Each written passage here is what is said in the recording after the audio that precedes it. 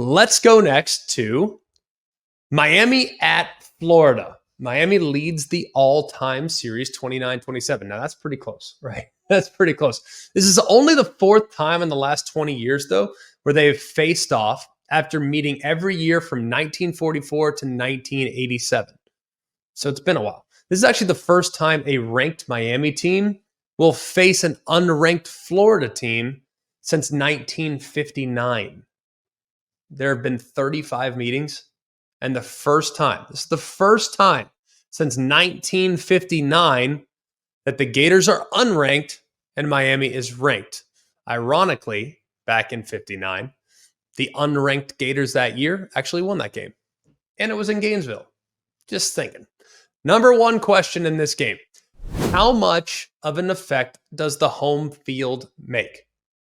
Now, Florida gets the season rolling at home. They've been really solid. They've won 34 straight home openers dating all the way back to 1989. That is the longest on-field streak in SEC history. The next closest streak is also active. That's Alabama, who's won 22 straight dating back to 2002. And this is the fourth time Florida opens the season at home against an AP ranked opponent. In each of the previous three instances, the Gators won, including twice as an unranked team. Now, the Gators defended the home turf well. They went 4-2 last year. They were 1-4 away. So maybe things will be beneficial for the Gators there in the swamp. I think it's going to be huge. It's going to be hostile. And we know that helmet communications are now part of the college game. Is it difficult for Cam Ward to hear? Is it difficult for the Miami players to potentially hear? And will it be challenging to communicate on the field in such a crazy, difficult venue? Let's go to question number 2. Can Miami's pressure affect Graham Mertz? Miami pressured the opposing quarterback over 40% of the dropbacks last year. That was the best in the ACC and the 5th best in the FBS. They also led the ACC in pressures per game at over 13.5 pressures per game. They finished 3rd in sacks with 35. They have Ruben Bain. They added really talented pieces in the portal, one from Michigan State, one from NC State. They went out and attracted top-tier freshman talent that were highly regarded high school prospects that maybe they blossomed just like Ruben Bain did last year en route to a freshman All-American season. And the other thing with Graham Mertz is super efficient. Super efficient. 73% of his passes were completed. That was a single season record. Very, very solid last year. And if you look too at how they did it, it was pretty methodical, but it wasn't very aggressive. Against Miami, if you can get Florida off schedule with maybe a first down sack or a tackle behind the line of scrimmage, and next thing you know, Florida's playing 2nd and 14 as opposed to 2nd and 7, 2nd and 6, where they're on schedule, that changes who Florida's passing game becomes. Graham Mertz, after all, averaged just 6.16 air yards per attempt last year. That was among the lowest in the entire college football world. I think he was like in the 120s. So not great there as far as pushing it down the field, but maybe that's a point of emphasis for Florida. I would imagine that it probably is. Number 3, can Florida manufacture some turnovers defensively? I mean, last year, if you wanted to beat Miami, you had to turn them over. They had 22 turnovers last year. And in their 6 losses, they had 15 turnovers. So 2.5 per loss.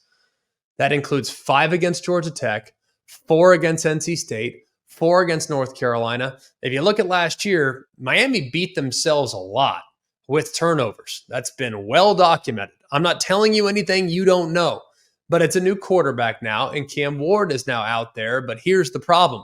Florida was one of the worst teams in the country last year when it came to turning teams over. They had just 7 turnovers forced all of last year. That was 132nd. They also intercepted just 3 passes in 12 games. That's almost hard to consider when taking into account what Florida has traditionally been. So they got to force some turnovers because that's been the recipe to beat Miami for the last year and a half, and maybe even longer if you want to dive back beyond when Mario Cristobal arrived. And let's go next to question number 4. Can Florida contain Miami's weapons? We've already talked briefly about Cam Ward. Cam Ward, I think, is fantastic. maybe the best portal addition that Miami made this year. But man, it's tough competition for that spot. Damian Martinez, the running back from Oregon State, ran for nearly 1,200 last year. He steps in to a really good situation behind an elite offensive line. Miami also returns their top two receivers. Two of the best receivers in the ACC, and Xavier Restrepo and Jacoby George. The duo combined for over 2,000 yards and 14 touchdowns last year.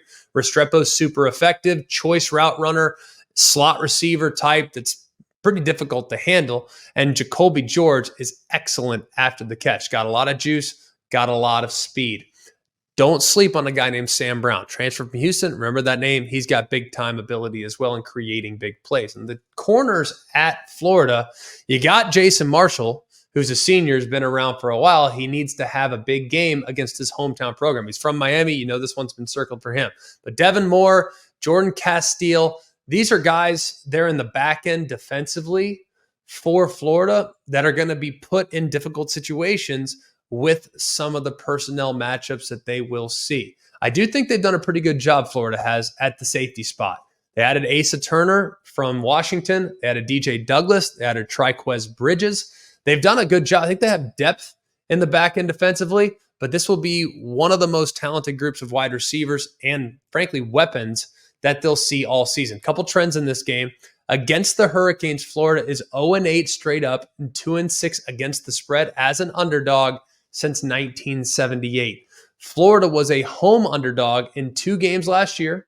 They're most in the season since 2017. They went 1-1 against the spread in those games. They did beat Tennessee as a 5-point dog, though, so that's something to be mindful of. And Florida is 5-1 against the spread as a home dog since 2018. I'm taking Miami. I think their weaponry is too much for Florida. I still have to see it to believe it with Florida's progress defensively. I do think Billy Napier and company can shrink the game because I think they'll be able to run the football with some effectiveness, but I'm not sure they're going to be able to manufacture enough big plays against a questionable secondary for Miami. That's the one question mark on Miami's roster. Is their secondary going to be good enough to cover down against quality weapons? I think Florida has good receivers. I think they have good pieces in the passing game, but I don't know if they're going to put as much fear into Miami's secondary as Miami will put fear into Florida secondary. I'm taking Miami, but I expect that game to be really, really close as well.